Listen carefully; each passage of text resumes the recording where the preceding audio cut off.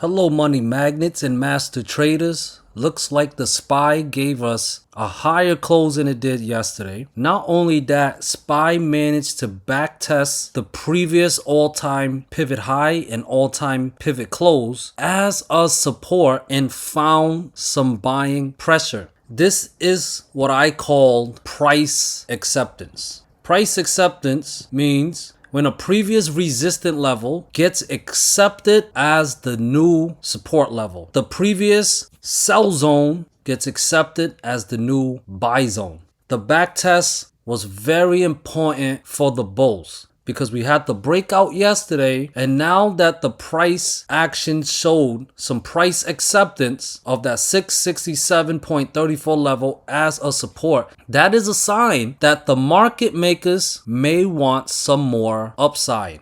Now, how did we trade a day like today? Well, you guys know Uncle's intraday time frame that I use is the 15 to 30 minute time frame. I cycle between the 15 to the 30 minute time frame throughout the day, but I mostly use the 15-minute chart when I'm reporting and updating my Discord members. And I wrote here on the first post of the day for SPY, I wrote SPY open above 670.3 level. That was a fib extension level. SPY open at 670.45, and I wrote to them, and currently looking weak as long as below, because it was breaking down. 669 and 667.3 are the next support levels. Bears need below 667.3. If 670.3 can recapture or get back above and 672 clears, we can count on new all-time highs incoming.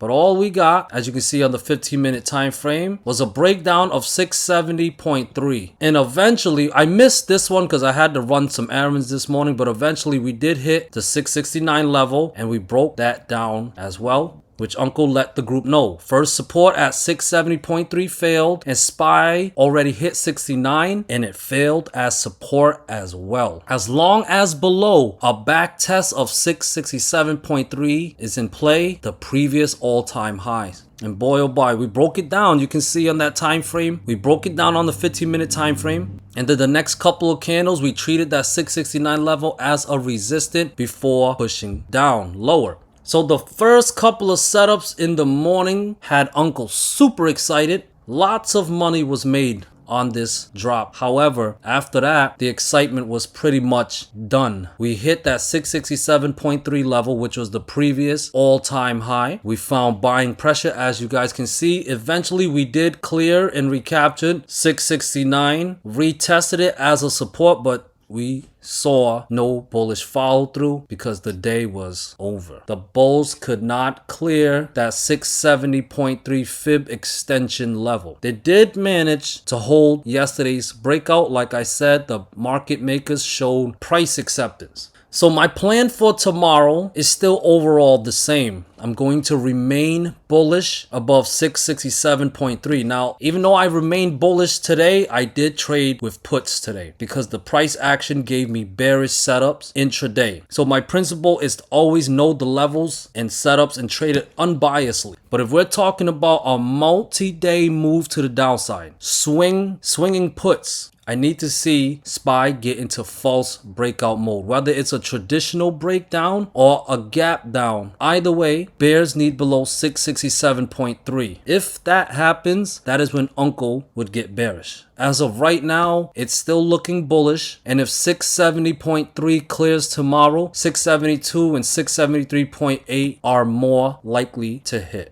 Moving on to triple Q here. You can see as well, triple Q cleared that 602.5-ish level. Well, I was watching the 602.8 level, and it treated that area as support, found some buying pressure.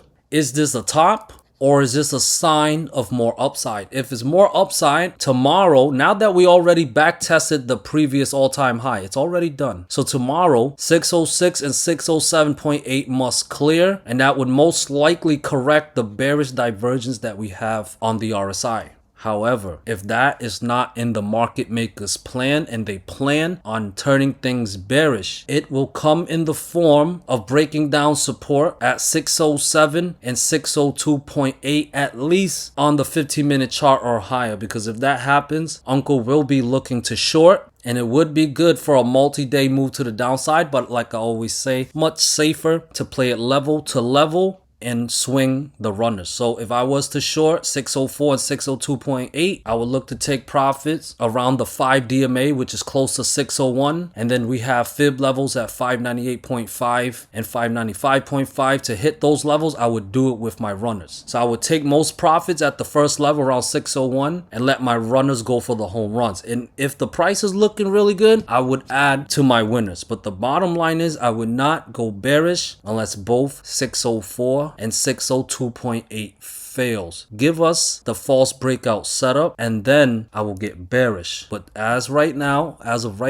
as long as this breakout stays intact, I will give the bulls the benefit of the doubt. 606, 607.8, and 609 plus are still the targets. NVDA managed to give us a higher close. It did clear my 186 and 188 level, but it did not clear the fib extension at 189.28, closed just below it. If it's time for a top or even a healthy pullback of the previous all-time high, which NVDA didn't really do, they need to break down 188 and 186, and that would put the back test of 184.5 in play. Above it is still overall bullish, but we can definitely play the healthy pullback. But if we want a multi-day sell-off, if we want to see some fear on the charts, we need that false breakout setup. Getting back below 184.5, which switch my bullish lean to bearish. But if not, well, gotta watch this doji, because when I see a doji, I love to trade the range. So earlier I said we want to short if 188 fails and get bearish if 184.5 fails. But if 189.2 and 191 clears, 192.3 and 194 plus are incoming for NVDA. Here is Tesla. Holy moly donut shop. Look at that beautiful outside bearish candle. Now, I tell you guys a lot about the inside candle setup when the current candle is within the range of the preceding candle. But we have ourselves an outside candle setup where the current candle is a much bigger candle than the preceding candle. I often say when we see tops, they come in the form of false breakout setup. But the outside daily candle is so rare, I don't mention it that much. But we have ourselves a rare opportunity. Yes, this can be a sign of a top. But we'll see tomorrow when we get more confirmation. What would be that confirmation? Well, for one thing, we're below the 5 DMA, which is around the 444-ish area. Staying below that level and that moving average is a start. But if we're talking bearish follow through, I need to see 435 fail. That's a fib level, and it barely held today as support. But if it fails tomorrow, 437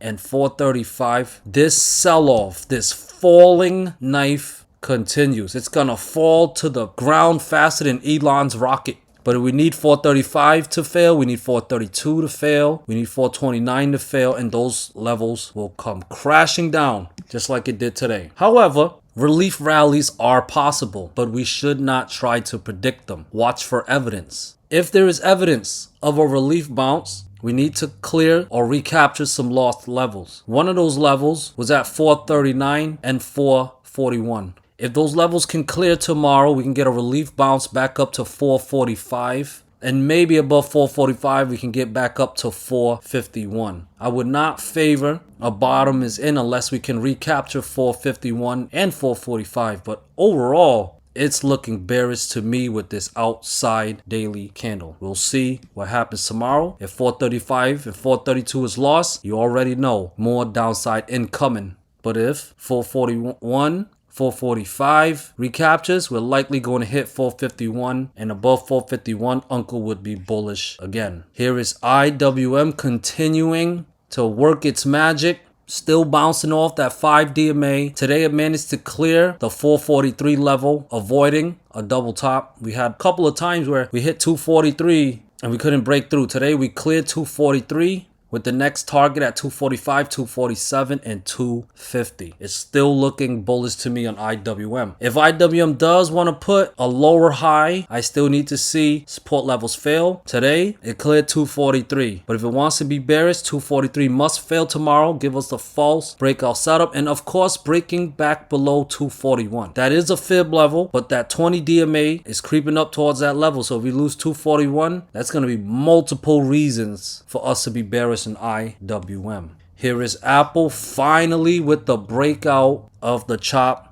256.7 was the top of the chop range. We do have an official close above that level. And as long as above 256.8, 258 is the next target. It held as resistance today, but if it clears tomorrow, 260 or much higher incoming. If we want a false breakout setup, I need to see 256.7 and 255 fail as support. If those levels fail, we can expect more downside with 253.4 and 250.8 in play. And below 250.8 is when Unco would be bear biased. And last but certainly not least, here is the VIX. The VIX is still bouncing off the 5 daily moving average. This makes Uncle very happy. As long as the VIX is above the 5 daily moving average, this is a good sign that the VIX can go up higher and volatility will continue to be blessed to us. So fingers crossed. But if we break down below the 5 DMA, once again, it's not gonna be a good sign for volatility. So let's hope the price action stays above 16.3 and maybe it can go clear those other resistant levels, 17.3 and 18.14. And that's all I have for you guys today. Psych! Uncle got fib DarkPool levels for you guys. Not much to show though. 847.5 million in premium, nothing over $1 billion. But for what it's worth, it came in at 668.6. So as long as above that level, it's a good chance we are going to keep on climbing to new highs. But if it is below it,